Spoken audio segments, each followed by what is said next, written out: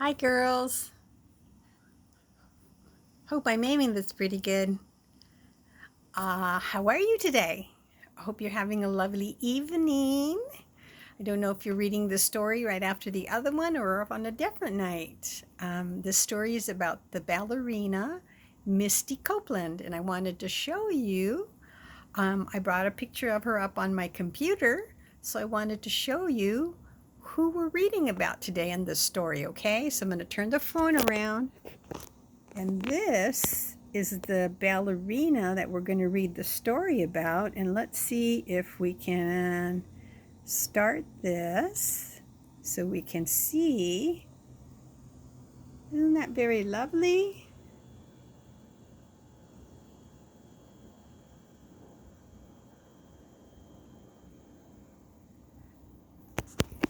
I think that's pretty cool. Now you know who we're reading about, okay? All right, I'm going to turn the phone around one more time and see if I can stand the phone up without knocking it over. Okay, here we go. Now the book is called 5-Minute Stories for Fearless Girls. Okay, and then let's open it up to the page that we need. And the name of the story is called Misty on Stage. And this is Ruby. Okay, here we go. Ruby was so excited.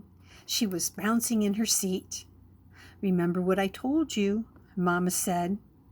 "No talking, no fidgeting, just watch the ballet," Ruby said, nodding. Then she stood up and did a little twirl, a pirouette. It was called in ballet because she couldn't help herself. Aw, Ruby's just so excited. That's wonderful. Okay, this is Misty. Okay, let's see what happens next. "Show off," muttered her sister Jasmine, who was 2 years older and acted like she was bored by everything. This was the best Christmas present Ruby had ever gotten. She'd been taking ballet classes for 3 years now, but she'd never seen a real live ballet. She had never seen a real live ballet. And now, here they were, at the Nutcracker. But the reason Ruby was most excited was she was going to see her idol, Misty Copeland, perform. "Did you know Misty Copeland started dancing when she was 13? Ruby told Jasmine. "So?" Jasmine said. Ruby looks so happy, doesn't she?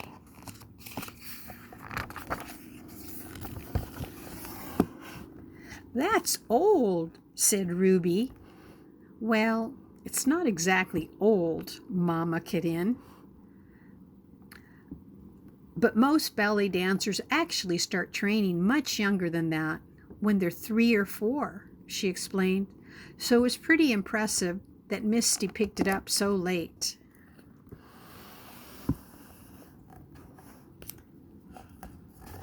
"Oh," Jasmine said.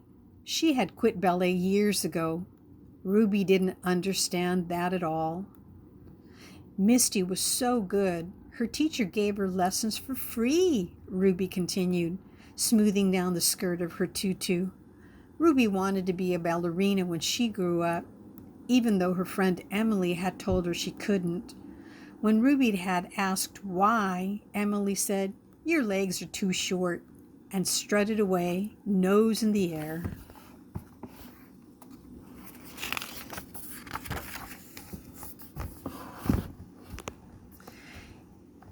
Even though she was a great dancer, some people thought Misty didn't have the right body for ballet because she's so strong, Ruby said, flexing her arm muscles, but Misty proved them wrong. Mama nodded as she flipped through the program, but she wasn't really listening. She'd heard all these stories from Ruby before. Also, she's the first ever African American principal dancer in the American Ballet Theater, Ruby told Jasmine. Principal dancer means star dancer, she whispered, in case Jasmine didn't know. This time, Jasmine actually seemed interested. Really? She said. There's Mama.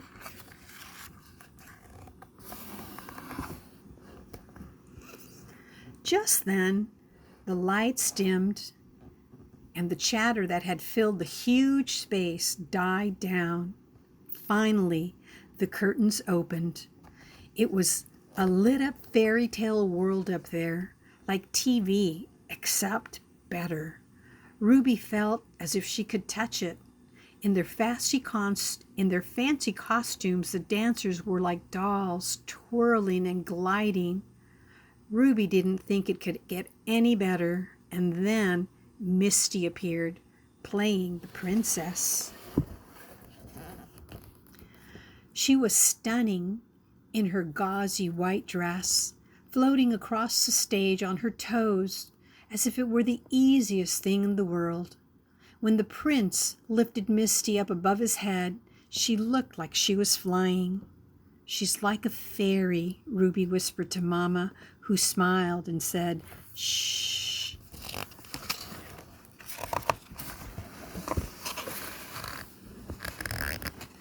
Every time Misty danced, the crowd would clap and cheer, and Ruby would too. Ruby imagined herself up there one day, twirling and dipping and leaping. When the show ended, the crowd was on its feet, applauding while the dancers took their bows. They cheered loudest for Misty, yelling, "Brava, brava." Could it really be over already? Ruby didn't want to go home yet. Mama must have read her mind because she said, "Let's go get a milkshake."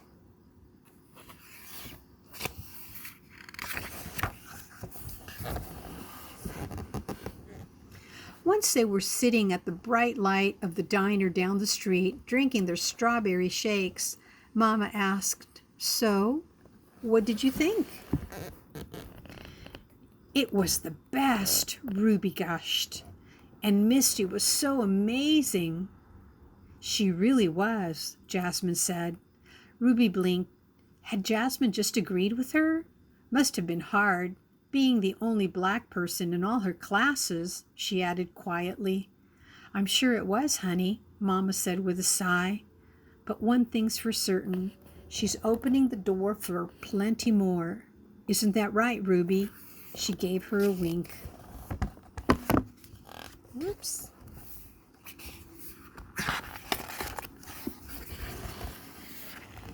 Ruby grinned back, and they all sat for a minute drinking their milkshakes. "Mama," Jasmine blurted, "can I start taking ballet again?" Oh, that's the end of the story. That was a short one, huh? Isn't that incredible? That Misty Copeland was the first African-American principal dancer, the first African-American to star in a ballet, to be a very famous ballerina. That's pretty amazing.